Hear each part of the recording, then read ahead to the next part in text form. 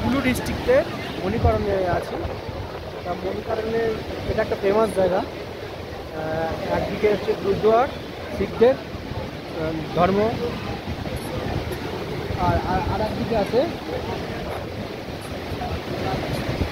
শিবের মন্দির আছে, একটা হিন্দু মন্দির আছে। অর্থাৎ এই জায়গাটা হচ্ছে শিখ এবং হিন্দু ধর্মের একটা পীঠস্থান। এটা হচ্ছে শিবের একটা পবিত্র স্থান, ঠিক আছে।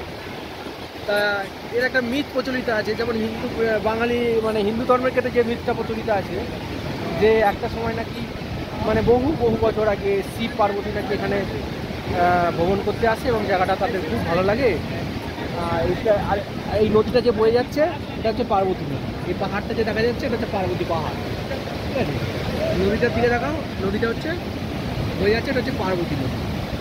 তা শিব পার্বতী ঘুরতে আসে, তা সে ঘুরতে ঘুরতে হঠাৎ শিব পার্বতীর একটা কানের অমূল্যবান সম্পদ সেটা পড়ে যায় এই জলে গিয়ে, এবং পড়ে গিয়ে একদম নিচে নেমে গিয়ে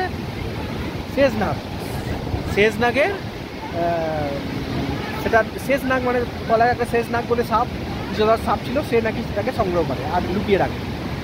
তা এবারে পার্বতী তো শিবকে বলে যে আমার কানেরটা আমাকে খুঁজে দাও।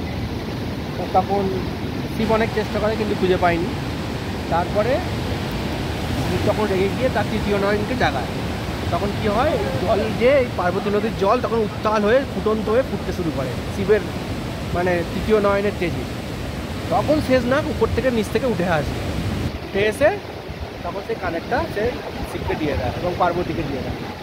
কিন্তু সেই থেকে জলটা সেই ফুটন্তই রয়ে আছে নাকি শিবের মহিমা।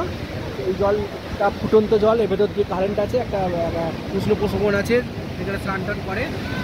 এটা একটা হিন্দুদের বিশ্বাস। আবার শিখদের বিশ্বাস নাকি এখানে গুরু নানক একটা সময় এসেছিলেন, ঘুরতে এসে তিনি এখানে খাবার টাবারের ব্যবস্থা গরিবদের জন্য শুরু করেছিলেন। তো অনেকে এখানে সব দান করেছিল, আটা ময়দা এইসব দিয়ে আস্তে আস্তে শুরু করে একটা গুরুদ্বার তৈরি করেছিল। হ্যাঁ, এবং তারই নাকি মানে আশীর্বাদই হোক বা তারই মহিমাতে জল এখানে ফুটন্ত হয়। এটা হচ্ছে শিখদের বিশ্বাস, এই হচ্ছে বিশ্বাস। তবে যাই হোক, মিথি, তবে এটা একটা হিন্দু এবং শিখদের একটা পবিত্র পীঠস্থান, খুব ভালো জায়গা মণিকরণ।